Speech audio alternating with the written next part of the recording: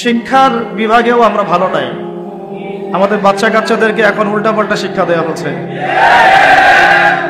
যেমন আমরা এই ওলামা সম্মেলনের আগে প্রিপারেশন নিচ্ছিলাম, লেকচার শিট রেডি করছিলাম, তো দেখলাম যদিও বা কোন একটা কারণে আমি সেদিন যেতে পারি নাই, তো দেখলাম যে আসলে মূল সমস্যাগুলো কোন জায়গায়।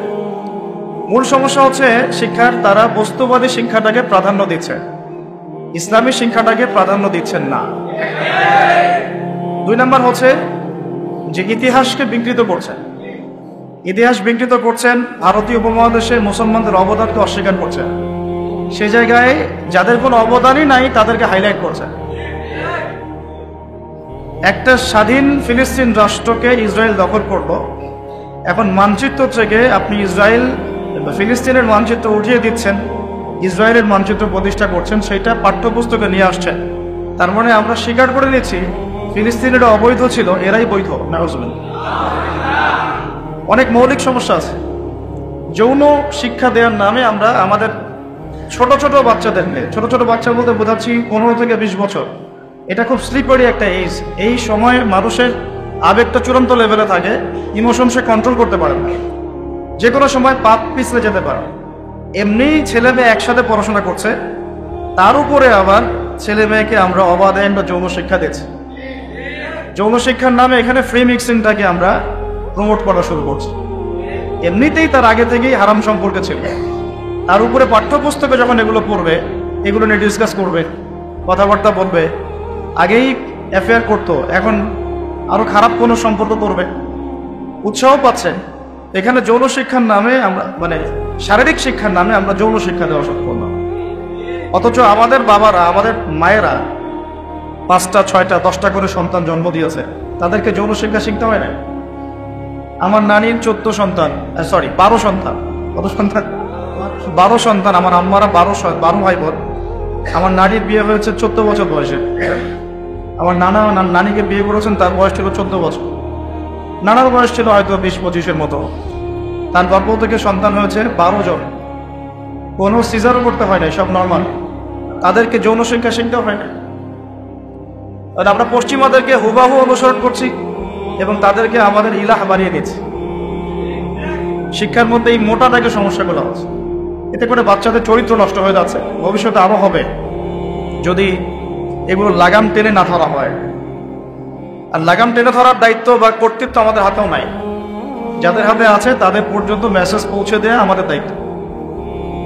আরো সমস্যা হচ্ছে, আমরা দেখলাম সেখানে যৌন শিক্ষার চেয়ে এক ধাপ এগিয়ে, নারী পুরুষের অবাধ মেলামেশার থেকে এক ধাপ এগিয়ে ছেলে ছেলের যে জেনা, নাউজুবিল্লাহ, সমকামিতা, এটাকে আমরা প্রমোট করা শুরু করলাম এবং এটাকে নতুন একটা ভার্সনে বইপত্র নিয়ে আসছি, তার নাম হলো শরীফ থেকে শরীফ।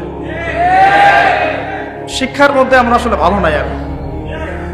আর এই 15 বছরের সিলেবাসের মধ্যে তারা 15টা হাদিস মুখস্থ করবে কিনা আমার জানা নাই, 15টা সূরা তাদের তাফসীর পড়ানো হবে কিনা আমাদের জানা নাই, 15টা ফিকহের মাসআলাও তারা মুখস্থ রাখতে পারবে কিনা আমরা জানি না। 15 বছর ধরে আমার সমস্যা হচ্ছে কি, যে এই শিক্ষাটার মধ্য থেকে আমরা ধর্মীয় শিক্ষাটাকে আস্তে আস্তে উঠাই দিচ্ছি। এর আগে একটা জেনারেশন ছিল, আমরাও যখন পড়েছি তখন কিন্তু আমরা বইপত্র অনেক ইসলামিক বিষয় পেয়েছি। আকিদা ছিল, ইমানের বিষয়গুলো ছিল, উসুল ছিল, ফিকহ ছিল, মাসলা মাসাইল ছিল, এমনকি কবিতা সাহিত্য এগুলোর মধ্যে মুসলিমদের ভূমিকাগুলো ছিল। মহানবী সাল্লাল্লাহু আলাইহি ওয়াসাল্লামের জীবনী ছিল, তাকে নিয়ে কবিতা ছিল, গদ্য ছিল, পদ্য ছিল, উপন্যাস ছিল। আস্তে আস্তে এগুলো সব মিনিমাইজ করা হলো। তো দেখেন, আমরা ব্যক্তিগতভাবে হয়তো অনেক ভালো আছি, জাতিগতভাবে আমরা ভালো নাই। জাতির মেরুদণ্ডে হচ্ছে শিক্ষা, শিক্ষার ক্ষেত্রে আমরা আসলে এখন ভালো। আর এর বাইরে যে শিক্ষা সিস্টেম, যেটা আমরা বলি মাদ্রাসা সিস্টেম, মাদ্রাসা কারিকুলাম, এইটা যদি না থাকতো তাহলে আমার মনে হয় যে বাংলাদেশ থেকে ইসলাম অনেক আগেই মিটে যায়। এই জায়গাতেও কিছু সমস্যা আমরা ফেস করছি এখন। যেমন আমরা এখানে কওমি, আলিয়া এরকম ভাগ হয়ে যাচ্ছি। তারপরে কোনো কোনো ক্ষেত্রে আমরা আমাদের নিজেদের বুঝটাকে প্রাধান্য দেওয়ার জন্য সিলেবাসটাকে আমাদের মতো করে সাজাচ্ছি। কিন্তু একটা চিরন্তন চিরায়ত সিলেবাস আমরা এখন পর্যন্ত প্রণয়ন করতে 100% সমর্থ হয় নাই। কি সিলেবাস? যেটার মধ্যে ইসলামিক এবং জেনারেল শিক্ষার একটা সমন্বয় থাকবে, এরকম সিস্টেম কিন্তু আমরা এখন পর্যন্ত মানে উঁচু লেভেল থেকে বাস্তবায়িত হতে দেখিনি। এখানে প্রবলেমটা হচ্ছে কি, যে আমরা অনেকে হয়তো মুফতি হয়ে যাচ্ছি, ইফতা দিয়ে ফেলছি, কিন্তু আমরা ভৌগোলিক বিষয়গুলো সম্পর্কে খোঁজখবর রাখতেছি। অর্থনীতি আমরা খুব একটা বুঝতে পারছি না, বেশি ওয়ার্ল্ড ইকোনমিক্সের কথা বলছি আমি। তারপরে গ্লোবাল জিও পলিটিক্স আমরা বুঝতে পারতেছি না। আমরা কোনো কোনো ক্ষেত্রে এই বর্তমান বিশ্বের সংকটগুলো মোকাবেলা করতে পারতেছি না। কোরআন হাদিস আমাদের হাতে আছে, এটা দিয়ে আমরা ওয়ার্ল্ডকে চ্যালেঞ্জ করতে পারতেছি। এদিকে কিন্তু কোরআন হাদিস আমি শিখছি, এটা কিছুটা সংস্কারের দাবি রাখে। এটা ওলামায়ে কেরামরা বুঝবেন, হয়তো এটা সবার দায়িত্ব না, ওলামায়ে কেরামরা এটা বুঝবেন এবং তারা ফিকির করছেন যে কিভাবে এটাকে আরো আপডেট করা যায়। মূল জিনিস ঠিক থাকবে, কিন্তু সমসাময়িক উপকারী জ্ঞানগুলো আমাদের দরকার আছে। আমরা কথা বলছি যে মাইক্রোফোন দিয়ে, যে রেকর্ডিংগুলো হচ্ছে, আমাদের হাতে যে ফোনগুলো অনেকের, এগুলো কাইন্ডলি ভেতরে রাখেন। তারপরে প্রযুক্তিগত বিষয়, অ্যাপস, গুগল, ফেসবুক, ইউটিউবিং, যে কোনো প্ল্যাটফর্মের দিকে তাকান, কোনোটাই আমাদের ক্রিয়েট করা না, কোনোটাই মুসলমানদের ক্রিয়েট করা না। কেউ অসুস্থ হয়ে গেলে যে হসপিটাল আপনি যাচ্ছেন, সে হসপিটালটা আপনারা প্রতিষ্ঠা করেন নাই, আমরা করি নাই, ওটা করেছে কোনো সেকুলাররা। প্রযুক্তিগতভাবে তারা এগিয়ে যাচ্ছে এদিক দিয়ে, প্রযুক্তি ওদের হাতে, তথ্য ওদের হাতে, ডেটা ওদের হাতে, উন্নত প্রযুক্তি যেটা দিয়ে আপনার গোপন জীবন পর্যন্ত মনিটর করা যায়। আপনি আপনার ওয়াইফের সাথে কি কথাবার্তা বলেন, যদি আমি চাই এবং আমার কাছে অথরিটি থাকে, আমি সেটা মনিটর করতে পারবো, আপনি বুঝতেও পারবেন। তাহলে এটা আমাদের হাতে নাই, আমরা এখানে পিছিয়ে গেছি। তথ্য প্রযুক্তির ক্ষেত্রে আমরা কিন্তু অনেক পিছিয়ে গেছি। ইন্টারনেট সেকশনে আমাদের অবদান কি? আমরা কতগুলো ইসলামিক অ্যাপস তৈরি করতে পেরেছি, কতগুলো আমরা ডাটাবেস তৈরি করতে পেরেছি, সার্চ ইঞ্জিন আমাদের কতগুলো আছে, আমাদের ডাটাবেস কতগুলা। তো এগুলো ভাবতে হবে। আমাদের মানে যে তথ্য প্রযুক্তির বড় বড় কোম্পানিগুলো, এগুলোর মালিক কতজন মুসলমান? তো বেশিরভাগ ক্ষেত্রে আমরা দেখা যাচ্ছে কি, যে এগুলো আমাদের হাতে না থাকার কারণে, আমরা পিছিয়ে পড়ার কারণে আমরা ইহুদি খ্রিস্টানদের উপর নির্ভরশীল হয়ে পড়েছে। তো এখন আমি যেটা কথা বলতে যাচ্ছি প্রথম থেকে আবার আসি, যে আমরা অনেকে ব্যক্তিগতভাবে ভালো আছে, তো শিক্ষা সিস্টেমটা কিন্তু ধ্বংস হওয়ার পথে। এখান থেকে বের হওয়ার জন্যে, এখান থেকে জাতিকে বের করার জন্যে আমাদের সবার আগে দরকার দ্বিমুখী শিক্ষার মেরুকরণটা দূর করা। দ্বিমুখী শিক্ষার মেরুকরণটাকে দূর করতে না পারলে আমরা আমাদের জাতিটাকে নিয়ে শঙ্কিত। সামনে আমাদের সন্তানদের ভবিষ্যৎ কি হবে, তারা নীতি নৈতিকতার ক্ষেত্রে কোন জায়গায় নামতে পারে, এটা নিয়ে আমরা সত্যি উদ্বিগ্ন। আল্লাহ পাক আমাদেরকে বোঝার তৌফিক দান করেন। যেভাবে আমরা এগিয়ে যাচ্ছি, যদি দেখা যায় যে আজকে থেকে 5 বছর পরে বা 10 বছর পরে একটা ছেলে একটা ছেলেকে বাসায় নিয়ে আসে, নিয়ে এসে বলে যে বাবা আমরা বিয়ে করেছি, মা আমরা বিয়ে করেছি, নাউজুবিল্লাহ, যদিও সে বাইরের দিক থেকে ছেলে কিন্তু ভিতরে জানো সে মেয়ে, তো আমরা কিন্তু অবাক হব না যা চলছে এগুলো দেখতে থাকলে? একটা কথা হবে না, একটাও সাউন্ড হবে না। আমরা খুব লম্বা আলোচনা করব না, খুব সংক্ষিপ্ত করে গুটাই নিব। চলো, দেখেন আপনারা বসে আছেন, আমি সকাল থেকে বাইরে আছি, খাওয়া না খাওয়া ঘুমটুম নাই, আমার পরিশ্রম করে আপনাদের চেয়ে বেশি হচ্ছে।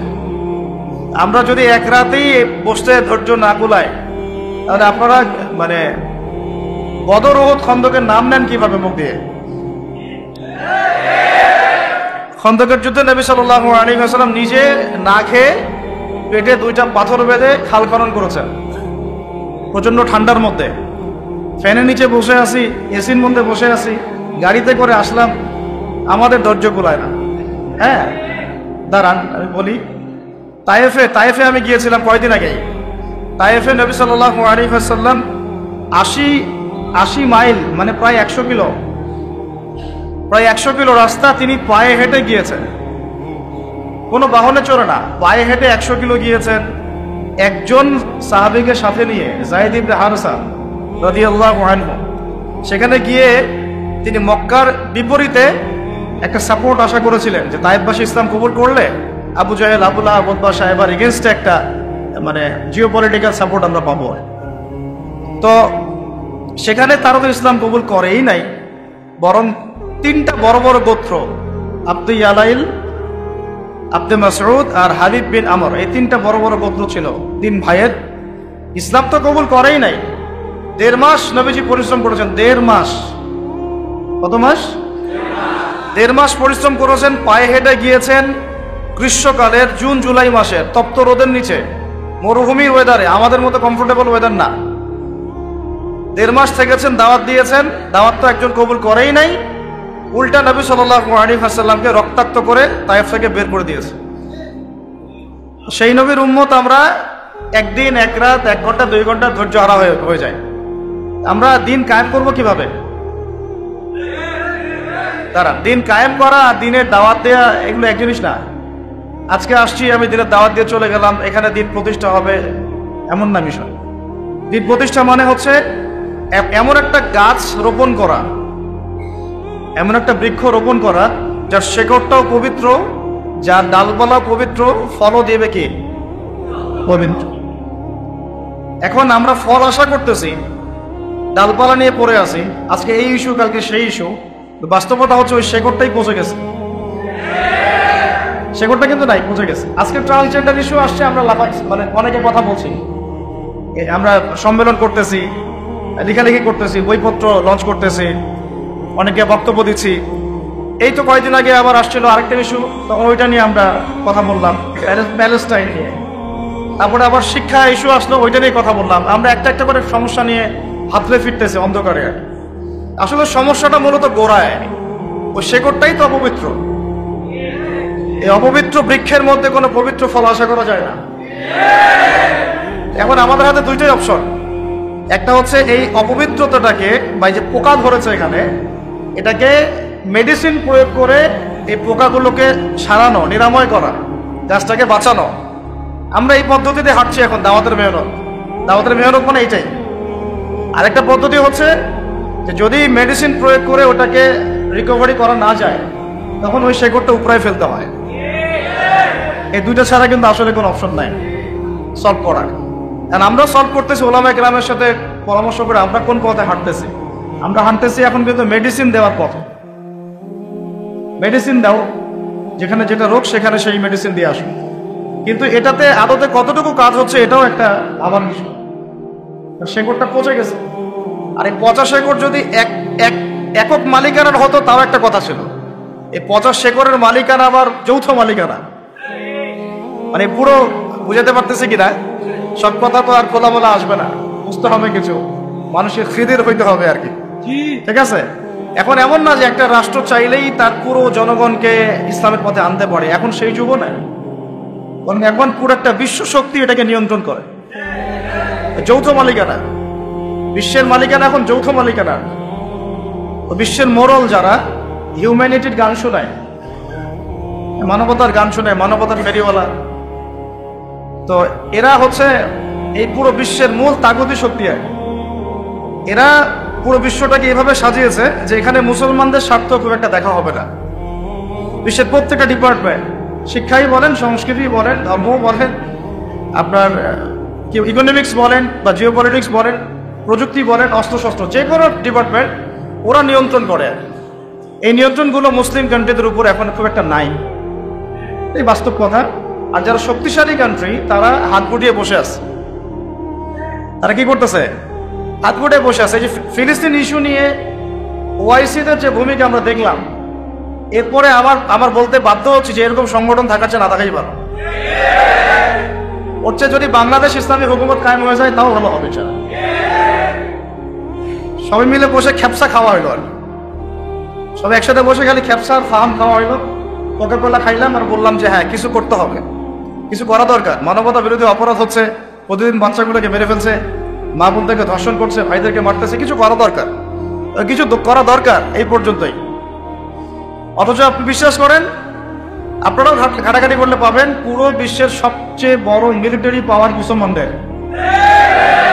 মুসলমানদের বেশি না, 10টা দেশ যদি একসাথে মিলিটারি পাওয়ার একত্রিত করে, পশ্চিমাদের চেয়ে বেশি হবে, নেটোর চেয়ে বেশি হবে, যে কোনো বেশি না, 10টা মুসলিম কান্ট্রি একত্রিত হয়ে।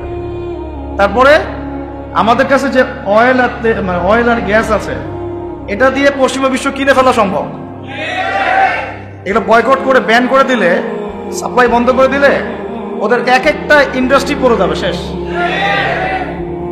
এটা তো করতে পারবে না, কারণ ওদের সাপোর্টে মসনদ টিকে আছে।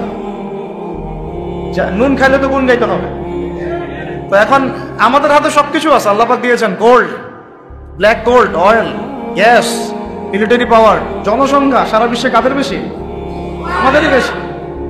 এগুলোর চেয়ে বড় কথা, আমাদের আছে ঈমান, আমাদের আছে আল্লাহ, আমাদের আছে কোরআন, মুহাম্মদ সাল্লাল্লাহু আলাইহি ওয়াসাল্লাম তার মতো নবী।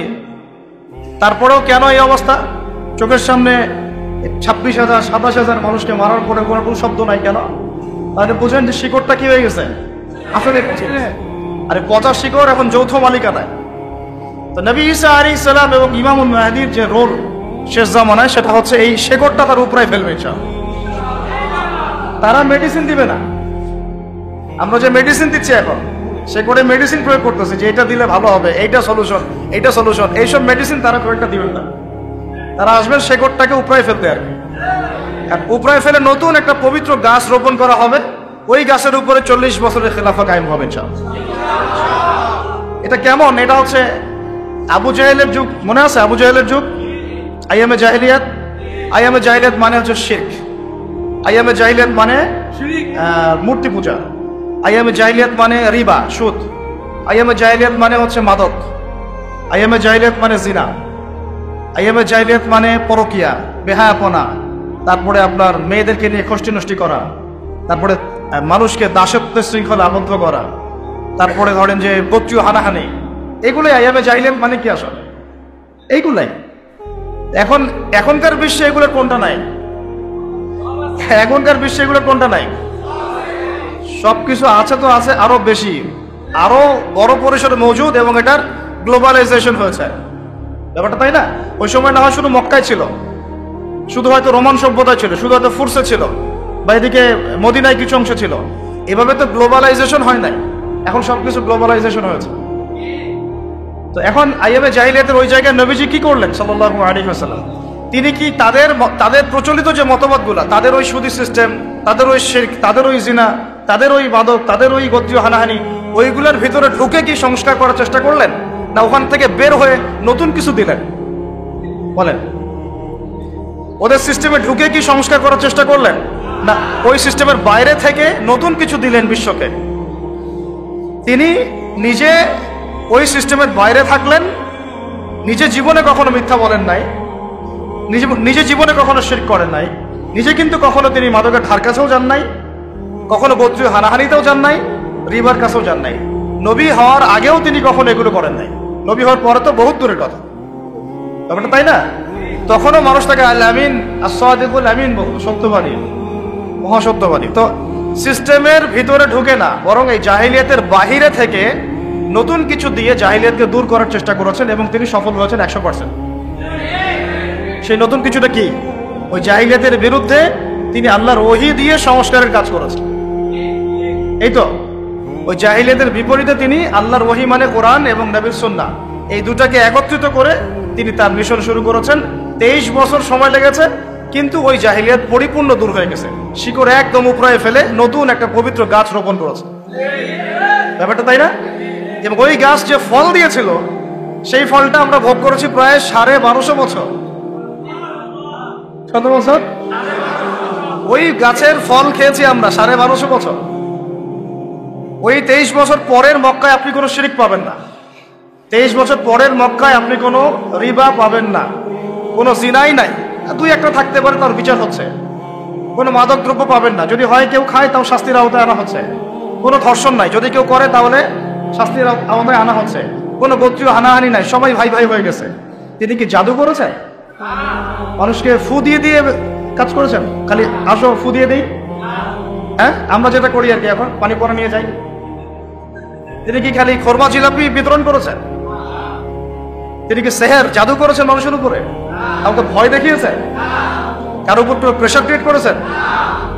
তিনি মানুষের অন্তর্জগৎ, আত্মার জগৎটাকে পরিবর্তন করে দিয়েছেন। তিনি ফার্স্ট অফ অল মানুষকে বুঝিয়েছেন যে এই জীবনটাই চূড়ান্ত জীবন না। আমাদের এই জীবন সর্বোচ্চ হয়তো 100 বছর, সর্বোচ্চ হয়তো 100 বছর, এরপরে সবাই কেউ থাকবে না এখানে। এই কনসেপ্টটা তারা বিশ্বাস করত, কিন্তু তারা মৃত্যুর পরে যে আবার জীবিত হবে এটা বিশ্বাস করতো না। নবীজি বুঝিয়েছেন, দেখো এরপরে মানুষকে আবার জীবিত করা হবে। এই বস্তুবাদী সভ্যতা থেকে বের হয়ে আসো, মেটেরিয়ালিস্টিক চিন্তা ভাবনা থেকে বের হয়ে আসো, তোমাদেরকে আবার জীবিত করা হবে, আল্লাহর সামনে একা একা দাঁড়াতে হবে, দাঁড়িয়ে তোমার এই জীবনের হিসেব দিতে হবে।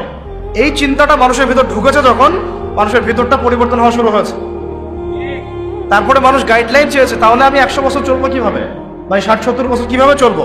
তখন তিনি গাইডলাইন দিয়েছেন, এই যে আল্লাহর পক্ষ থেকে কোরআন এবং আমার সুন্নাহ ফলো করো, সফল হয়ে যাবে। এটাই ওই দুইটা জিনিস, যে কালিমা লা ইলাহা ইল্লাল্লাহ মুহাম্মাদুর রাসূলুল্লাহ। লা ইলাহা ইল্লাল্লাহ মানে কি? এইসব কোনো জাহিলিয়াত চলবে না। লা ইলাহা ইল্লাল্লাহ মানে আল্লাহ পাকের বিধান ছাড়া কোনো বিধানই চলবে না। একদম সহজ কথা। লা ইলাহা ইল্লাল্লাহ মানে আল্লাহ ছাড়া কোনো মাবুদ নাই, মানে কি? আল্লাহ ছাড়া কোনো বিধানও নাই, কোনো ইলাহ নাই, কোনো উপাস্য নাই। মানে আমি আল্লাহ পাকের হুকুমের বাইরে এক পাও যেতে পারবো না। যদি যাই তাহলে আমি শুধু মুখে লা ইলাহা ইল্লাল্লাহ পড়েছি, মন থেকে পড়ি নাই। ওইটা আব্দুল্লাহ বিন উবাইও পড়েছিল। আব্দুল্লাহ বিন উবাই আবার কে? মুনাফিকদের সর্দার। তিনি কে? মুনাফিকদের সর্দার। সে কি কালিমা পড়ে নাই? কালিমা তো পড়েছে, রাসূলের পিছনে নামাজও পড়েছে, রাসূলকে দেখেছে। আমরা তো নবীকে দেখি নাই সাল্লাল্লাহু আলাইহি ওয়াসাল্লাম। একবার তাকে স্বপ্ন দেখার জন্য কত দোয়া করতে থাকি আমরা সারাদিন আল্লাহর কাছে, আল্লাহ আমাদেরকে একবার নবীকে দেখান স্বপ্নে। তার রওজায় গিয়ে সালাম দিলে মনে হয় যে নবী এখানেই শুয়ে আছেন, আমরা সামন দিয়ে হাঁটে যাচ্ছি। তিনি তো জীবিত, তিনি কি মৃত? তিনি তার রওজায় জীবিত। তো তারা নবীকে সচক্ষে দেখেছেন, কালিমাও পড়েছে, নবীর পিছনে নামাজও পড়েছে, তারপরে জাহান্নামের অতল তলে যাচ্ছে কেন? কারণ সেই কালিমা শুধু মুখে পড়েছে, সেটাকে বাস্তবে প্রতিফলন পড়ে নাই। লা ইলাহা ইল্লাল্লাহ মানে আল্লাহ ছাড়া কোনো বিধান চলবে না, আল্লাহ পাক ছাড়া কোনো ইলাহ নাই, কোনো উপাস্য নাই। আমার ইবাদত, আমার সালাত, আমার জিকির, আমার তাসবিহ তাহলিল, আমার অর্থনীতি, আমার রাজনীতি, আমার ব্যবসা, আমার বাণিজ্য, আমার পরিবার, আমার ব্যক্তি জীবন, আমার শিক্ষা, আমার সংস্কৃতি, আমার পুরো জীবন, আমার মরণ সব আল্লাহর জন্য। সোজা কথায় আল্লাহ পাক ছাড়া আমাদের এক ডানে ভাবে পা ফেলার কোনো সুযোগ নাই। আল্লাহর বিধান ছাড়া ডানেও যেতে পারবো না, বামেও যেতে পারবো না। এর নাম লা ইলাহা ইল্লাল্লাহ। বলেন এখন আছে আমাদের সমাজে এটা? নামাজে লা ইলাহা ইল্লাল্লাহ আছে, এখান থেকে বের হন, আপনি আবার সুদ খাচ্ছেন। ওইখানে তো লা ইলাহা ইল্লাল্লাহ থাকলো না, থাকলো না। এখান থেকে বের হন, আপনি আবার ওই গণতান্ত্রিক ওই যে সো-কল পশ্চিমা রাজনীতি করতেছেন। ওটা একটা হচ্ছে অর্থনৈতিক জীবন, 5 নম্বর আমাদের সমাজনীতি, 6 নম্বর আমাদের রাজনীতি, 6টা। আর আরেকটা হচ্ছে আমাদের সংস্কৃতি। এই তো এই 7টা 8টার বেশি আমাদের জীবনের কোনো সেক্টর নাই। কিন্তু এই প্রত্যেকটা সেক্টর আমাকে নবীর সুন্নত মোতাবেক সাজাতে হবে। এর নাম মুহাম্মদুর রাসূলুল্লাহ। আমি কিভাবে বুঝাবো? আসলে বোঝানোর মতো এলেমও নয় আমার সেরকম লাফজও আসবে না। উমর রাদিয়াল্লাহু আনহু, যিনি জান্নাতের সার্টিফিকেট প্রাপ্ত একজন মানুষ, 10 জন আশারায়ে মুবাশশারার একজন, 4 খলিফার বরেণ্য একজন খলিফা, যার মতো শাসন ব্যবস্থা কেউ কায়েম করতে পারে নাই। পারছে? পারবে না ইনশাআল্লাহ। ইমামুল মাহদী আসলে পারবেন ইনশাআল্লাহ, আর ঈসা আলাইহিস সালাম আসলে পারবেন ইনশাআল্লাহ। এখন এগুলো জাদুঘরে আছে, এখন এগুলো কোনো বাস্তবায়ন নাই। এখন ওটা নিয়ে আলোচনা বাদ, ইনশাআল্লাহ ওটা নিয়ে আরেকদিন আলোচনা করবো যে উমর রাদিয়াল্লাহু আনহুর খেলাফার যুগটা কেমন ছিল, ওটা আরেকটা আলোচনা হবে ইনশাআল্লাহ। এখন আমি বলতে যাচ্ছি, উনি একদিন নবীজিকে বলছেন সাল্লাল্লাহু আলাইহি ওয়াসাল্লামকে যে ইয়া রাসূলুল্লাহ ওয়াল্লাহি লা উহিব্বুকা, আল্লাহর কসম আমি আপনাকে অনেক মহব্বত করি, ইল্লা মিন নাফসি, আমার নিজের নফসের চেয়ে বেশি না। স্বাভাবিক না? আমি আমার জানের চেয়ে বেশি মহব্বত আপনাকে করি না, কিন্তু অনেক মহব্বত। নবীজি বললেন লা ইয়া উমর, এখনো হয়নি। এখনো হয়নি মানে এখনো পরিপূর্ণ ঈমান আসে নাই। একটু পরে তিনি বললেন যে ইয়া রাসূলুল্লাহ আলআন লা উহিব্বুকা মিন কুল্লি শাই হাত্তা মিন নাফসি, ইয়া রাসূলুল্লাহ আমি আপনাকে সবকিছুর চেয়ে বেশি ভালোবাসি, এমনকি আমার নিজের জীবনের চাইতেও এখন বেশি ভালোবাসি। নবীজি বললেন আলআন ইয়া উমর, এখন প্রকৃত মুমিন হইলাম। উমর রাদিয়াল্লাহু আনহুর ব্যাপারে এত বড় একটা কথা আসলো, লা ইয়া উমর, তুমি এখনো মুমিন হওনি উমর। লা ইউমিনু আহাদুকুম, নবীজি বলছেন তোমাদের মধ্যে কেউ মুমিন হইতেই পারবে না, মানে প্রকৃত মুমিন হইতেই পারবে না, হাত্তা আকুনা আহাব্বা ইলাইহি মিন ওয়ালিদিহি ওয়া ওয়ালাদিহি ওয়ান নাসি আজমাইন, যতক্ষণ না আমি মুহাম্মদ সাল্লাল্লাহু আলাইহি ওয়াসাল্লাম তোমাদের কাছে তোমাদের কি বাবা, তোমাদের সন্তান এবং সমস্ত মানুষের চেয়ে বেশি প্রিয় না হচ্ছে। নিজেকে নিজে প্রশ্ন করি, আসলেই কি মুহাম্মদ সাল্লাল্লাহু আলাইহি ওয়াসাল্লাম আমার কাছে এত বেশি প্রিয়? তাকে গালি দিলে তো আমার খারাপ লাগে, তাকে নিয়ে কটূক্তি করে আমার খারাপ লাগে। আমরা প্রতিবাদ করি, আমরা আল্লাহু আকবার নারায়ে তাকবীর দিচ্ছি, আমরা আল কোরআনের আলো ঘরে ঘরে জানো স্লোগান দিচ্ছি। সত্যি কি মুহাম্মদ সাল্লাল্লাহু আলাইহি ওয়াসাল্লামকে আমরা আমাদের নফসের চেয়ে বেশি ভালোবেসেছি, বাসতে পেরেছি? তাহলে আমার চেহারার অবস্থা এমন কেন? আমার পোশাক আশাক, আমার রুচি, আমার অভ্যাস, আমার পছন্দ, আমার চলাফেরা, আমি কেমন করে বেনামাজে থাকতে পারি? তাহলে কেমন করে আমি একটা মেয়ের সাথে তাহলে সম্পর্ক করতে পারি? কিভাবে আমি তাহলে সুদ খাইতে পারি? কিভাবে আমি তাহলে জেনা করতে পারি? কিভাবে আমি তাহলে অন্যের হক নষ্ট করতে পারি? আমি যদি নবী মুহাম্মদকে ভালোবেসেই থাকি সাল্লাল্লাহু আলাইহি ওয়াসাল্লাম, কিভাবে আমি তার সুন্নতের বাইরে যেতে পারি? আমার কথা কি লজিক বা যুক্তি আছে না নাই? তাহলে আমাদের লা ইলাহা ইল্লাল্লাহর মধ্যেও কিছু ঘাপলা আছে আমাদের চলমান, এবং মুহাম্মদুর রাসূলুল্লাহর দাবির মধ্যেও কিছু ঘাপলা আছে না নাই? এই ঘাপলাগুলো দূর করে আমাদেরকে একটা পবিত্র বৃক্ষ রোপণ করতে হবে। তাহলে আবু জাহেলের যুগ পরিবর্তন হয়ে সাহাবীওয়ালা যুগ হবে ইনশাআল্লাহ। আপনারা কি বুঝতে পারেন যে আমরা এখন আবু জাহেলের যুগে আছি? আমার খোলামেলা কথা শুনেন, এই বিশ্বে মানুষ এখন ইলাহ মেনে নিয়েছে কাকে জানেন? এই বিশ্বে মানুষ কোন কোন ক্ষেত্রে বহু মুসলমানের মধ্যে পড়ে গেছে। মানুষ বলতে বোঝাচ্ছি অমুসলিম যারা আছে ওরা তো আছেই, আর যারা মুসলিম তাদের মধ্যেও বহু মুসলিম এই কাতারে ঢুকে গেছে, যারা আল্লাহকে বাদ দিয়ে ইউনাইটেড নেশনসকে ইলাহ বানিয়ে নিয়েছে। ও যা বলে তাই, ও যদি বলে এটা ঠিক তো এটা ঠিক, এটা ঠিক তো এটা ঠিক, এটা হালাল হবে তো হালাল, এটা হারাম হবে তো হারাম। এক্সাম্পল দিচ্ছি, আমি তো আমার হ্যান্ডসেট নিচ থেকে কথা বলছি না। আল্লাহ পাক আল কোরআন সামনে নাই থাকলে দেখাতাম খুলে। আল্লাহ রাব্বুল আলামিন কোরআনের মধ্যে দিনার এবং দিরহামের কথা বলেছেন। এটা কি আজকে দাম প্রথম শুনলেন? দিনার মানে কি? স্বর্ণ মুদ্রা। দিনার মানে কি? আর দিরহাম মানে রৌপ্য মুদ্রা। কোরআনে আল্লাহ পাক এগুলোর কথা বলেছেন। আপনার নবী, আমার নবী মুহাম্মদ সাল্লাল্লাহু আলাইহি ওয়াসাল্লাম এগুলো দিয়ে কেনা বেচা করেছেন। আপনাদের কি মনে হয় উনি কি বিকাশে রকেটে টাকা পাঠাতেন না? ডলার এক্সচেঞ্জ করতেন না? পেপার মানি ইউজ করতেন?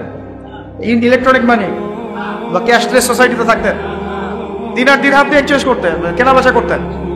তো অটোমান এম্পায়াররা যখন ছিল ওই 1914 সালের আগ পর্যন্ত ঘাটাঘাটি করলে দেখবেন এই বেশি না 100-200 বছর আগেও এই জিনিসগুলোর প্রচলন ছিল সমাজে। বেশি দিন যেতে হবে না, 200-250 বছর। যতক্ষণ পর্যন্ত ফরাসি বিপ্লব হয়েছে 1779 সালের দিকে, তারপরে যে পশ্চিমাদের উত্থানটা, তারপরে ব্রিটেন জার্মানিকে সরাই দিয়ে সারা বিশ্ব শাসন করা শুরু করলো, ব্যাংক অফ ব্রিটেন প্রতিষ্ঠা করলো, তখন যে পাউন্ড চালু করলো, ওই সময় থেকে শুরু হয়েছে পেপার মানি। এর আগে একটা হদিসই পাবেন না আপনি। এখন কথা হচ্ছে যে 1944 সালের দিকে, কত সালে ফার্স্ট ওয়ার্ল্ড ওয়ার হয়েছে 14 থেকে 18, সেকেন্ড ওয়ার্ল্ড ওয়ার তো 45 এর দিক থেকে শুরু হয়েছে, তাই না? তো 44 এর দিকে এই ব্রিটেন উড কনফারেন্সের মতো দিয়ে এই ইউনাইটেড নেশনস গোল্ড দিনার সিলভার দিরহামকে মার্কেট থেকে হারাম করে দেবে। এখন থেকে আর এটা দিয়ে কোনো ট্রেড ব্যবসা বাণিজ্য কিছু করা যাবে না। আমরা যে পেপার মানি দিয়ে দিয়েছি এটা দিয়ে করতে হবে, এটা ডলার কেন্দ্রিক হবে, বাকি কারেন্সি এটা থেকে মনিটর করা হবে ইত্যাদি। তো আল্লাহ পাক দেখেন যেটাকে হালাল করেছেন আমরা সেটাকে হারাম করে দিলাম। আমি বুঝাতে পারতেছি না মনে হয়। আল্লাহ পাক যেটাকে হালাল করেছিলেন কোরআনে, নবী যেটা দিয়ে ব্যবসা বাণিজ্য করেছেন, ওই কারেন্সিটাকে জায়নিস্টরা হারাম করে দিল। আমরা সবাই মেনেও নিলাম এবং আমরা বুঝতেও পারলাম না যে এটা ইসলামিক কারেন্সি না। যে গুটি কয়েক মানুষ এগুলো নিয়ে আবার টুকটাক কথা বলে ওদেরকে আবার তকমাও লাগানো শুরু করলাম। তো এখন আল্লাহর হালালকে যদি কেউ হারাম করে, আল্লাহর হারামকে যদি আবার কেউ হালাল করে, তাহলে একে কোরআন সুন্নাহর ভাষায় কি বলা হয় আমি ফতোয়া দিব না, ওলামায়ে কেরামের কাছে জিজ্ঞাসা করব। এখন আমি এমনি বলি নাই যে আমরা এদেরকে ইলাহ বানিয়ে নিয়েছি। ইলাহ মানে কি? যার কথা মেনে চলা হয়, যে আমার উপাস্য, যার কথা আমি ভক্তি শ্রদ্ধার সাথে মেনে চলি, যে আমাকে বলে উঠো আমি উঠি, যে বলে বসো আমি বসি, এই তো ইলাহ। এমনকি প্রবৃত্তির যে কথাটা আছে, আমরা প্রবৃত্তি, মনের বাসনা, মন চাচ্ছে একটা মেয়ের সাথে জেনা করবেন, কথা বলবেন, ফ্রি মিক্সিং এ যাবেন, মন চাইলে আপনি চলে গেলেন, এই মন যে চাইলো আপনি করলেন, এটাকেও বলা হচ্ছে প্রবৃত্তির দাসত্ব। প্রবৃত্তির সূরা ফুরকান খুললে দেখবেন, আর আইতা মান ইত্তাখাযা ইলাহাহু হাওয়াহু আফা আনতা তাকুনু আলাইহি ওয়াকিলা। আল্লাহ পাক বলছেন, হে নবী, আপনি কি সেই ব্যক্তির জিম্মেদারি নিতে চাচ্ছেন যে তার নফসকে, প্রবৃত্তিকে ইলাহ বানিয়ে নিয়েছে? প্রবৃত্তিকে ইলাহ বানিয়ে নেওয়া মানে কি? মন যা চায় সে তাই করতে চাচ্ছে। মন চাইলে একটু ড্রিঙ্কস করে ফেলবো, মন চাইলে একটু আমি এখন নামাজ বাদ আগে পাবজি খেলবো, ওটা হচ্ছে ওই গেমসটাকে সে ইলাহ বানায় নিল, প্রবৃত্তিটাকে। মন চাইলো যে আমি একটা পর্ন দেখে ফেলাই, নাউজুবিল্লাহ, তখন ওই যে প্রবৃত্তির চাওয়াটা, এটাকে সে ইলাহ বানায় নিল। এটাকে আল্লাহ পাক ইলাহ বলছেন। আর আইতা মান ইত্তাখাযা ইলাহাহু হাওয়াহু, যে ব্যক্তি তার হাওয়াকে ইলাহ বানিয়ে নিল। তাহলে ইলাহ শব্দের ব্যাখ্যা বুঝতে পারলেন? তাহলে এখন বলেন, বৈশ্বিক প্রেক্ষাপটে আমাদের ইলাহ কি এখন আল্লাহ পাক আছেন না নাই? বাস্তবতায় আসলে ওয়ার্ল্ড অ্যাফেয়ার্সে নাই। আল্লাহ এবং তার রাসূল যাই বলুক, এরা কানও দিবে না। ওরা যা বুঝে, ওরা যা চিন্তা করে, ওরা যা লিখবে, ওইটাই তাদের কাছে ইলাহ। মাদক হালাল না হারাম? আপনি বলছেন হারাম, আল্লাহ বলছেন হারাম, নবী বলছেন হারাম, কিন্তু বহু কান্ট্রিতে লাইসেন্স দেওয়া হয়েছে কি হয় নাই? তার মানে এখানে আমরা প্রবৃত্তিকে ইলাহ বানিয়ে নিলাম। সুদ হালাল না হারাম? বলেন। আপনারা বলছেন হারাম, আমি জানি হারাম, আল্লাহ বলছেন হারাম, রাসূল বলছেন হারাম, কিন্তু সমাজ বলছে এটা ফরজ। সমাজ কি বলছে? সুদী সিস্টেম ছাড়া কোনো অর্থনীতি চলতেছে না এখন সারা ওয়ার্ল্ডে, সব সুদ। সমাজ কেন বলবে না? কারণ সমাজের উপর আছে রাষ্ট্র, রাষ্ট্রের সেন্ট্রাল ব্যাংক আছে, ওর মধ্যে সুদ আসতেছে। সেন্ট্রাল ব্যাংককে বলতে বাধ্য করা হচ্ছে, because World Bank, IMF, Federal Reserve ওর উপরে আছে, ওরা আবার সুদ চাপাচ্ছে। বিভিন্ন কান্ট্রি থেকে লোন নিতে হলে আমাকে সুদে নিতে হচ্ছে। আমরা ওই যে কারেন্ট জালে আটকা পড়ে গেছি। কি জালে আটকা পড়ছে? সুদে, রিবার, কারেন্ট জালে আটকা পড়ে গেছে, বেরোনোর সুযোগ নাই। হয়তো এই যুগটার কথাই নবীজি বলছিলেন সাল্লাল্লাহু আলাইহি ওয়াসাল্লাম, এমন একটা যুগ আসবে যে মানুষ যারা রিবা থেকে বেঁচে থাকতে চাইবে তাদের গায়েও সুদের ছিটা ফোটা গিয়ে পড়বে। এখন আমরা বেঁচে থাকতে চাচ্ছি, দেখবেন আপনার কাছে ছিটা ফোটা গিয়ে লাগতেছে। এখন সুদের মানে একটা ছোট্ট একটা গ্রামে গিয়েও দেখবেন যে বহু সুদী এনজিও কাজ করতেছে। এখন সুদের এই কারবার এত বেশি তৎপর যে এরা কোনো কোনো ক্ষেত্রে একটা রাষ্ট্রের শক্তিকে জিম্মি করে ফেলতে পারে। বুঝেন, কথা বুঝেন, এত গভীর এদের ব্যবসা বাণিজ্য। আর আমাকে একটা প্রশ্নের উত্তর দেন দেখি, এই চাচা, ওই চাচা, আমি, আপনি, আমরা যদি সুদ না খাই আমাকে পুলিশ ধরে নিয়ে যাবে? আমাকে কি আইনের আওতায় আনা হবে? আমাকে সরকার চাপ দিবে? আমরা যদি মাদক না খাই তাহলে কি আমাকে জোর করে খাওয়াবে? সরকার চাপ দিবে? না খাওয়ার অপরাধে ধরে নিয়ে যাবে? তাহলে বুঝতে পারলাম যে আমরা নিজেরাই সুদ খাচ্ছি, আমরা নিজেরাই মাদক খাচ্ছি। আপনি মাদক খায়েন না, মাদকের ব্যবসা চলবে না। আপনি সুদ খায়েন না, সুদের ব্যবসা চলবে না। আপনি খ্রিস্টান হয়েন না, ওরা ইসাই মুসলিমদের তৎপরতা চালাতে পারবে না। আপনি ওই যারা আল্লাহ নবী সাল্লাল্লাহু আলাইহি ওয়াসাল্লামের পরেও নবুয়ত দাবি করতেছে, নাউজুবিল্লাহ, ওই যে কি নাম, কাদিয়ানি, তো ওদের বিজনেস আপনি ওটা লঞ্চ করেন না, ওদের সাথে সম্পর্ক রাখেন না, তাহলে আপনি সেফ থাকলেন। আমরা তো নিজেরাই এগুলোতে পা দিচ্ছি। তারপরে আমি দাবি করতেছি আমি লা ইলাহা ইল্লাল্লাহ পড়া মুসলমান, মুহাম্মাদুর রাসূলুল্লাহ পড়া মুসলমান সাল্লাল্লাহু আলাইহি ওয়াসাল্লাম। এখন মূল কথা, ভাই অনেক কথা বলে ফেললাম, মূল কথাটাই ফিরে আসি। মূল কথাটা হচ্ছে যে আমাদেরকে এই নোংরা শেকড় উপড়ায় ফেলে বা একে মেডিসিন দিয়ে ঠিক করে একটা পবিত্র গাছে পরিণত করতে হবে। আর এই দায়িত্বটা ব্যক্তিগতভাবে কোনো ব্যক্তির না, এই দায়িত্বটা কোনো ইমাম সাহেবের একার না, কোনো সরকারের একারও না, প্রশাসনের কোনো বিভাগের একার না, ওলামায়ে কেরামের একার না। এই দায়িত্বটা আমাদের এই 16 কোটি মুসলমানের। সবাই যদি যার যার জায়গা থেকে কাজ শুরু করেন বা দায়িত্ব পালন করা শুরু করেন, ইনশাল্লাহ দেখবেন সমাজ ঠিক হয়ে গেছে। মনে করেন আমরা আজকে নিয়ত করলাম আমরা এখানে যারা আছে কেউ সুদ খাবো না, সুদের বাণিজ্য বাড়বে না কমবে?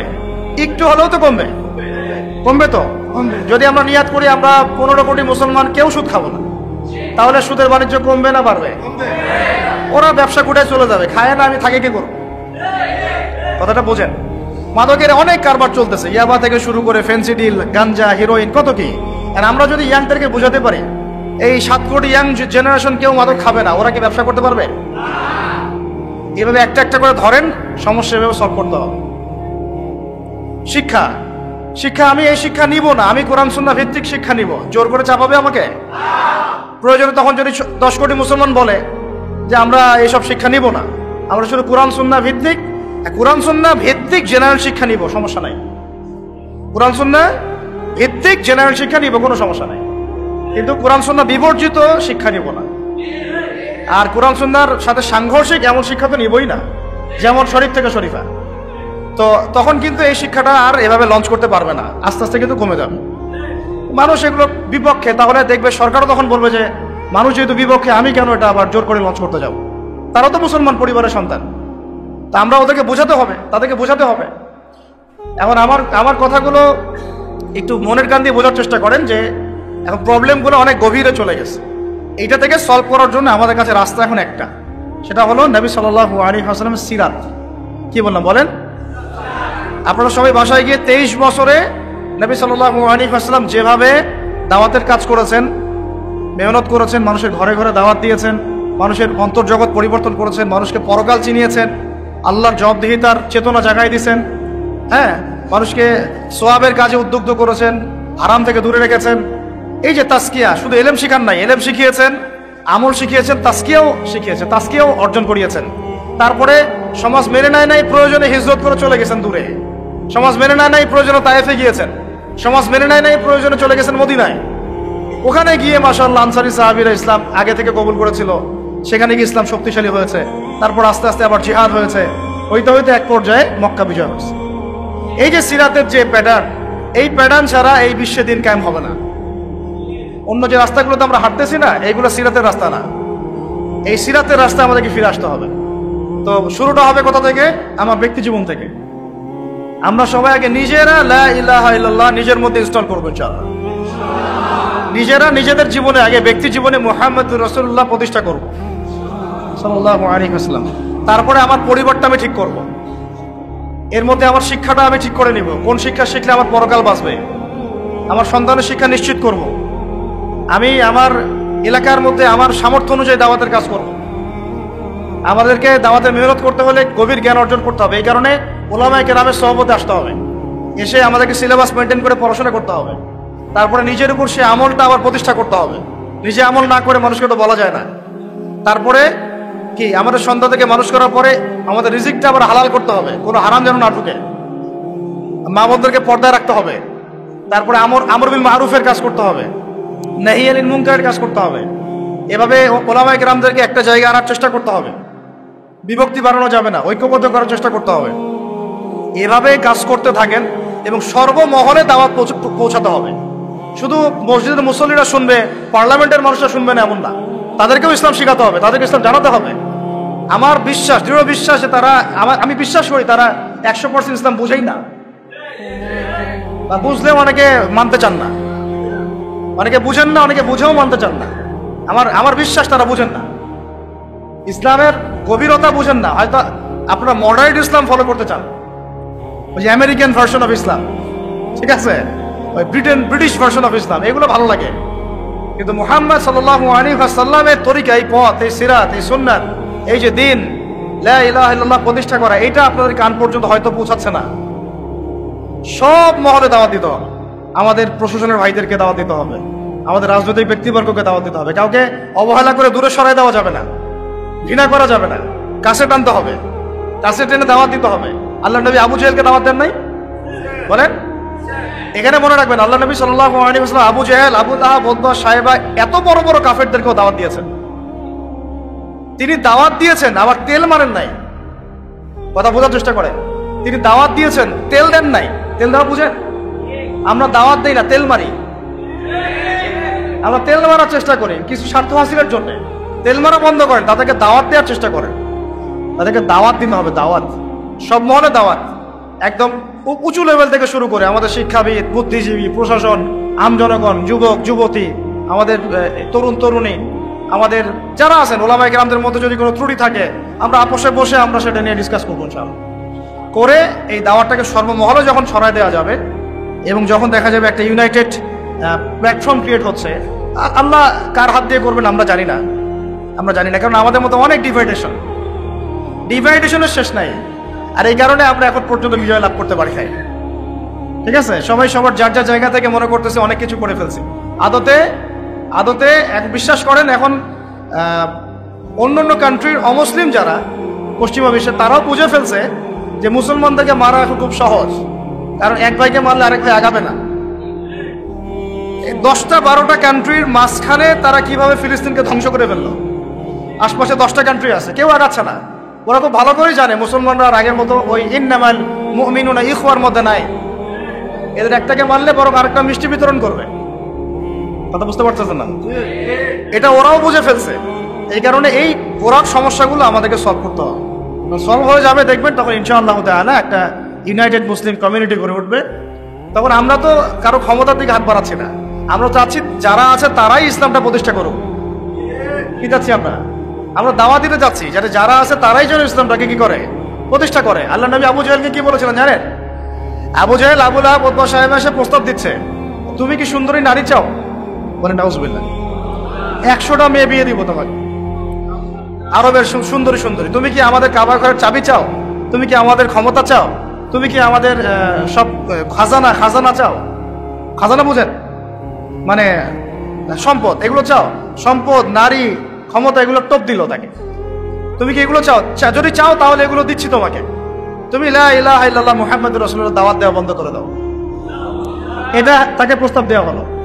আর তিনি পাল্টা রিপ্লাই করতেছেন কি, যে আপনারা শুধু একবার একটা কালিমা পড়েন, এই সম্পদ, এই নারী, এই ক্ষমতা যেগুলোর কথা বলছেন এগুলো তো আমার দরকারই নাই।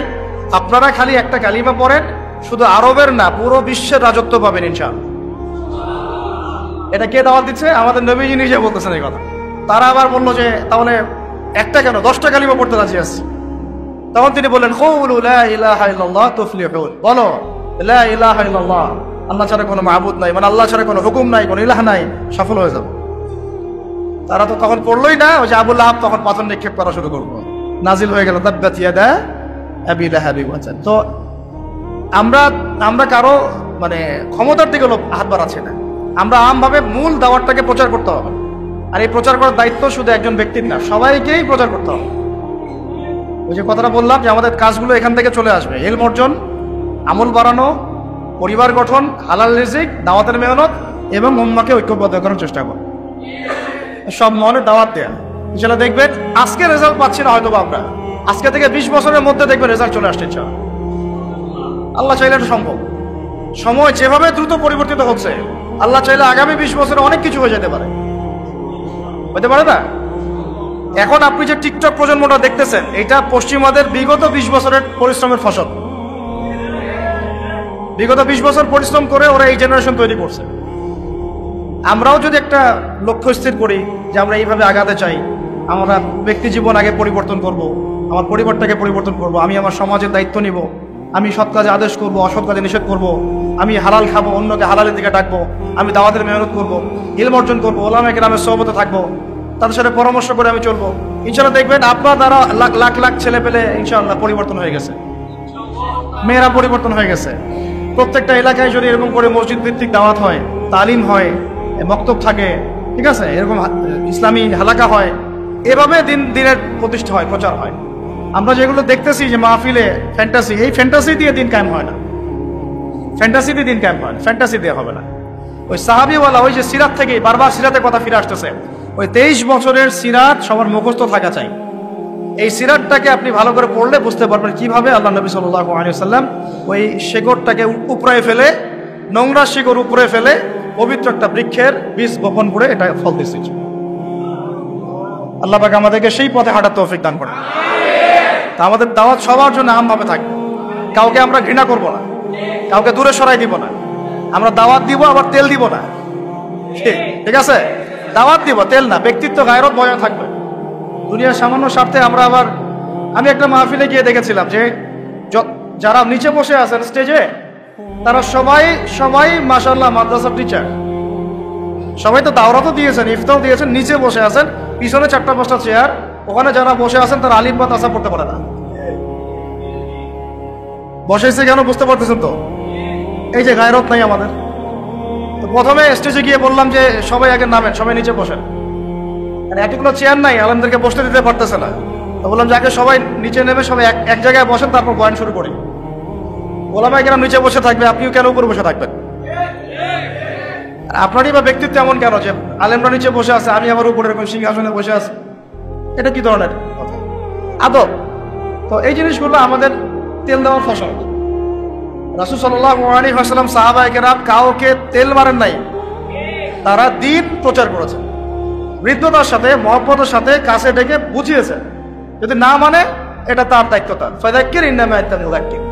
আল্লাহ পাক বলেছেন তুমি উপদেশ দাও, তুমি শুধু উপদেশ দাতা, লাস্তা আলাইহিম বিমুসাইতির, তুমি কারো উপর দারোগা নাও। অন্য সূরা আছে, সূরা আলার মধ্যে ফাযাক্কির ইন নাফাআতিদ যিকরা সায়াযাক্কারু মান ইয়াখশা, আপনি উপদেশ দেন, আপনি শুধু উপদেশ দাতা, যারা আল্লাহকে ভয় করে তারা ফিরে আসবে ইনশাআল্লাহ। আচ্ছা, এটা আমাদের কাজ। এখন সমস্যা যেহেতু অনেক গভীর, এই জন্য আমাদের মেহনত হতে হবে অনেক বেশি। ওই জন্যে একজন আবু তোহা ভাই, একজন আজারি ভাই, একজন মুস্তাকুর নবী হুজুর, একজন আব্দুল মালিক সাহেব, একজন আর কি বলেন আব্বাসী সাহেব, মানে ইন্ডিভিজুয়াল ব্যক্তি এই বাংলাদেশ পরিবর্তন করতে পারবে না, এই ওয়ার্ল্ড পরিবর্তন করতে পারবে না, ইন্ডিভিজুয়াল ব্যক্তিরা পারবে না। এরকম মানুষ প্রত্যেক ঘরে ঘরে তৈরি করতে হবে, প্রত্যেক ঘরে ঘরে। মানে আপনি একটা বাচ্চা নেন, ওই বাচ্চাটাকে আলেম বানান। একটা মেয়ে আপনার হয়েছে, ওই মেয়েটাকে আপনি একদম মুহাদ্দিসা বানান, মুহাদ্দিসা বানান, আলেমা বানান। আমাদের আলেমার যে কি পরিমাণ ঘাটতি, কি পরিমাণ যে আলেমার ঘাটতি আছে, যে আপনারা এসেছেন বসেছেন, আমি কথা বলতে পারতেছি, এরকম মহিলাদের কোনো জলসা হয়? হইলে কয়টা হয়? খুবই কম, হাতে গোনা। তো এখন বাইরে যে ফিতনা সৃষ্টি করতেছে বেশিরভাগই তো মেয়ে, এদেরকে লাইনে আনবে কে? আমি যদি এখন এরকম করে মেয়েদের সামনে কথা বলি, আমার লেকচার জীবনে কেউ শুনবে না, ওটা ছবি তুলে অনলাইনে দিয়ে ব্যাস কাম খালাস। আর তখন দেশে আর কোনো ইস্যু থাকবে না, ওই ইস্যু একটাই থাকবে, আবু তো আদনান ভাই মহিলাদের সাথে যা করলেন। ঠিক আছে, আর কন্টেন্ট বানানোর তো এই যে মানে আহাম্মকের অভাব নাই, কন্টেন্টের উপর কন্টেন্ট, ওদের মাথায় যে কত কি খেলে আল্লাহ ভালো জানে। ঠিক আছে, ওলামা সম্মেলনে এত বড় একটা সম্মেলন হয়ে গেল ফিলিস্তিনি ইস্যু নিয়ে, যেটা সবার প্রাণের একটা আবেগের দাবি। ওইখানে ফিলিস্তিনি ইস্যু নিয়ে কোনো আলোচনা নাই। জর্দান খান আমি পাইলাম কিনা তাই নিয়ে আলোচনা আছে। ও জর্দান খান পাই নাই, ওখানে গেছে, জর্দা খাওয়া বন্ধ করতে পারলো না, ও জিহাদের কথা বলে। মানে এত যে ইতর শ্রেণীর মানুষ আছে সমাজে, আমি জানতাম না। চিন্তা করো, এবার আবার টেকনিক্যালি তাদের ঘরানার কিছু মানুষকে দাওয়াত দেওয়া হয়েছে, এটা কৌশলে করা হয়েছে। এবার জাস্ট আমরা প্রশ্ন উত্থাপন করেছিলাম যে এইবার আর জর্দার খান তোমরা পাও নাই? ঠিক আছে, এখন কথা হচ্ছে এগুলা খুবই নিচু মানসিকতার মানুষের পরিচয়। আমাদের এখন কাজ হিসাবে বলতে যাচ্ছিলাম যে মহিলাদেরকে দাওয়াত দিয়ে দিবে, এমন স্ত্রী নাই, এমন মেয়ে আমরা তৈরি করতে পারতেছি না, এমন বোন নাই, তাহলে মহিলাদেরকে কে দাওয়াত দিবে? অনলাইনে বিভিন্ন কোর্স করে এরা, ওখানেও বিভ্রান্ত হয়ে যাচ্ছে অনেক ক্ষেত্রে। অফলাইনে দেখা যায় বিভিন্ন তালিমে বসে উল্টা পাল্টা অনেক সময় তালিম করে, মেয়েদেরকে বের করে নিয়ে চলে যাইতেছে। সবখানে কিন্তু রিয়েল তালিম হয় না, অনেক জায়গায় অনেক ঝামেলা হচ্ছে। আর মুসলমানের সুরতে অনেক ইসলামের দুশ্মন ও মসজিদে ঘুরে বেড়ায়, এটা তো আপনারা বুঝেন। তো এখন আমি বলতে যাচ্ছি যে ভাই, আমাদের প্রত্যেকটা সেক্টরে মানুষ দরকার। প্রত্যেক ঘরে ঘরে একজন করে হাফেজ তৈরি করেন, একজন করে আলেম তৈরি করেন, আপনার বোনকে তৈরি করেন, আপনার স্ত্রীকে তৈরি করেন, বা বিয়ের সাথে যারা করেন নাই নিয়াত করে নেন যে আমি আলেমা ছাড়া বিয়েই করবো না। এলাকায় আপনি একটা করে পুরুষ মাদ্রাসা, একটা করে মহিলা মাদ্রাসা করেন, এবং সেটা নিয়ে একটা এলাকার পরিবর্তনের জন্য চেষ্টা করেন। একদিনের মাহফিল দিয়ে বা একটা খুতবা দিয়ে, একটা ওয়াজ দিয়ে কিন্তু সব হবে না। এভাবে যখন একটা রেভলিউশন হবে, আস্তে আস্তে এলাকা ঠিক হয়ে যাবে ইনশাআল্লাহ। আর যদি ঠিক নাও হয়, আমরা ওজোর পেশ করতে পারবো যে আল্লাহ আমরা চেষ্টা করেছি, তারপর আমরা পারি নাই। এই তো এতটুকুই। ফামান শাআ ফালইউমিন ওয়া মান শাআ ফালইয়াকফুর, যার ইচ্ছা হয় সে ঈমান আনুক, যার ইচ্ছা হয় সে অস্বীকার করুক। আল্লাহ পাক আমাদের সবাইকে এই বিষয়গুলো বোঝার তৌফিক দান করেন, এবং সত্যিকার অর্থেই একটা পবিত্র বৃক্ষ রোপণ করার তৌফিক দান করেন। এটা রোপণ করতে হলে আমাদের যা লাগবে, আরেকবার রিপিট করতেছি, আমাদের লাগবে প্রথমে ইলম। কি লাগবে ভাই? সেই ইলম অর্জনের পিছনে ছোটার তৌফিক দান করেন। আর সেই ইলমটা কিন্তু একমুখী হবে না, মানে একমুখে বুঝতে পারছেন কিনা, একদিকে দৌড়ায় এমন না। মানে আপনাকে নলেজের মধ্যে ভার্সেটাইল হইতে হবে, সবকিছু থাকতে হবে নলেজের মধ্যে। এই সিলেবাসে পড়াশোনা করি, আল্লাহ পাক তৌফিক দান করেন। 2 নম্বর লাগবে ইলম অনুযায়ী আমল। 3 নম্বর লাগবে আমাদের ওলামায়ে কেরামের সোহবত, ওলামায়ে কেরামের সোহবত ছাড়া আবার একা একা জ্ঞান অর্জন করতে গেলে বিভ্রান্ত হয়ে যাবে একদম বেশক। অনেকে একটা বই খুলে দেখবেন রেফারেন্স দেওয়া আছে, মনে হবে যে অনেক কিছু তো সঠিক মনে হয়, আগে মনে হয় বলছিল। এখানে আপনি নেক্সট শুরুতে এখানে ধোকাও খাইতে পারেন। ওই রেফারেন্সটা এই মাসআলার সাথে যায় কিনা, ওর এগেনস্টে অন্য দলিল আছে কিনা, বা তার বিপরীতে চার ইমামের কি মত আছে, বা পক্ষে বিপক্ষে কথা আছে কিনা, এর উসুলগুলো কি, হ্যাঁ অনেক ব্যাপার আছে এখানে। হাদিস সহিহ জয়ীফের ব্যাপার আছে, আসমাউর রিজালের ব্যাপার আছে, তাফসিরের ব্যাপার আছে, তাআদিলের ব্যাপার আছে, অনেক বিষয় আছে। এই জিনিসগুলো তো আপনি একা বুঝতে পারবেন না। এটা কারা বুঝবে? যারা বরেণ্য ওলামায়ে কেরাম, তাদের সোহবতে গেলে তারা আপনাকে বুঝাই দেবে। তো এই জিনিসটা আমাদের অনেক যুবকদেরকে আবার কিন্তু বিভ্রান্ত করতেছে। আমি আপনাদেরকে সতর্ক করতেছি যে অনলাইন থেকে শুধুমাত্র অনলাইন নির্ভর হয়ে দিন শিখবেন না। এখানে 80% বিষ আছে আর 20% মধু আছে। আর এটা আপনি ডিফার করতে না পারলে, ওই যোগ্যতা আপনার অর্জন না হলে আপনি বিভ্রান্ত হয়ে যেতে পারেন। তখন দেখবেন এমন একজনকে শায়েখ মনে করে বসে আছেন যে ভিতর থেকে পাক্কা মুনাফিক, এমন হইতে পারে। আবার এমন একজনকে শায়েখ মনে করতেছেন, ওস্তাদ মনে করতেছেন, যে কুরআনও এখনো তেলাওয়াত করা শিখে নাই। তো এভাবে না, এলাকা ভিত্তিক ওলামায়ে কেরামদের কাছে এসে পরামর্শ করে, মশওয়ারা করে, সিলেবাস করে পড়াশোনা করতে হবে। আল্লাহ পাক তৌফিক দান করেন। এটা খুবই ভালো উদ্যোগ যে এখান থেকে মাশাআল্লাহ কোরআনের দার্স হচ্ছে। এরকম দরকার, প্রত্যেকটা জায়গায় এরকম কোরআনের মার্কাজ দরকার। প্রতিদিন কোরআন থেকে পাঠ হবে, আয়াতগুলো চর্চা হবে, তালিম হবে, কোরআনের মস্ক হবে। হ্যাঁ, সামনে রমজান মাস আসতেছে, এই রমজান মাসটাকে কোরআনের মাস বানায় নেন। এমনি তো রমাজান কোরআনের মাসই, শাহরু রমাদান আল্লাযী উনজিলা ফীহিল কুরআন, এই মাস তো সেই মাস যে মাসে কোরআন নাজিল হয়েছে। তো এই মাসে কোরআন পড়া বাড়ায় দেন, তেলাওয়াত বাড়ায় দেন, কোরআনের তালিম বাড়ায় দেন, কোরআনের কি বলবো তাবলীগ বাড়ায় দেন, এই কাজগুলো বাড়ায় দেন ইনশাআল্লাহ। আল্লাহ পাক তৌফিক দান করেন। তো আমাদের ইলমের সাথে দরকার আমল, ওলামায়ে কেরামের সোহবত, এবং দরকার তাজকিয়া। কি দরকার? তাজকিয়া মানে হচ্ছে মনটা ফ্রেশ রাখা, পবিত্র রাখা, যেটা এখন আহলুল ফেসবুক ওয়াল জামাত হয়ে গেলে আর পারবেন না। ফেসবুক এডিক্টেড হয়ে গেলে মন আর ফ্রেশ থাকবে না। কারণ এখানে অনেক কিছুই কাদা ছড়াছড়ি, হিংসা বিদ্বেষ দিয়ে ভর্তি। তাজকিয়ার জন্যে আমি বলবো যে আল্লাহর ওলি, বরেণ্য ওলামায়ে কেরামদের মধ্যে অনেকে আছে আল্লাহর ওলি মানুষ, এরকম কিছু মানুষের সান্নিধ্যে যাওয়া লাগবে, গিয়ে তাদের সাথে পরামর্শ, কথাবার্তা বলা, তাজকিয়া নেওয়া। তাজকিয়া নেওয়া বলতে বোঝাচ্ছি উপদেশ নেওয়া, সেইভাবে চলা, জিকির করা বেশি বেশি, পরকালের ফিকির করা, কোরআন তেলাওয়াত পড়ানো, হ্যাঁ মৃত্যুর কথা স্মরণ করা, এভাবে তাজকিয়া অর্জন হয়। আল্লাহ পাক আমাদেরকে বোঝার তৌফিক দান করে। এর পাশাপাশি অবশ্যই লাগবে হালাল রিজিক। রিজিক হালাল না হলে সব কিছু ধসে যাবে। আবার আল্লাহ লাগবে আদর্শ ইসলামী পরিবার, সুসন্তান এবং নেককার স্ত্রী, এবং এই চলমান বিশ্বের ফিতনা থেকে নিজেকে আসহাবুল কাহাফের মতো দূরে রাখতে হবে। বেশি কঠিন হয়ে গেল কথাটা না? চলমান ফিতনাগুলো থেকে নিজেকে আসহাবুল কাহাফের মতো সরায় রাখতে হবে। এই ফিতনার সাথে আমার কোনো সম্পর্ক নেই, ওটা ওর জায়গায় থাক, আমি ওর মতো যাবই না। আর দরকার সৎ কাজে আদেশ, অসৎ কাজে কি নিষেধ, এবং ওলামায়ে কেরামের ঐক্যের চেষ্টা করা, আমাদের মধ্যে কোনো বিভক্তি না বাড়ানো। ছোটখাটো মাসআলা নিয়ে আমরা যেন কোনোভাবেই বিভক্ত হয়ে না যাই। যারা এরকম ছোটখাটো বিষয় নিয়ে এত বেশি বাড়াবাড়ি করবে, ওদেরকে সামাজিকভাবে বয়কট করে রেখে দেবে, দরকার নেই, ওদের সাথে চলার দরকার নেই। আপনি আপনার মতো করে আপনার ভিশনে হাঁটতে থাকেন ইনশাআল্লাহ। আল্লাহ রাব্বুল আলামিন আমাদের সবাইকে এই কাজগুলো করার মধ্য দিয়ে লা ইলাহা ইল্লাল্লাহ প্রতিষ্ঠা করার তৌফিক দান করেন, মুহাম্মদুর রাসূলুল্লাহ প্রতিষ্ঠা করার তৌফিক দান করেন, এবং সেই কি বলবো পচন ধরা শেকড়টাকে উপড়ায় ফেলে একটা পবিত্র বৃক্ষ রোপণ করার তৌফিক দান।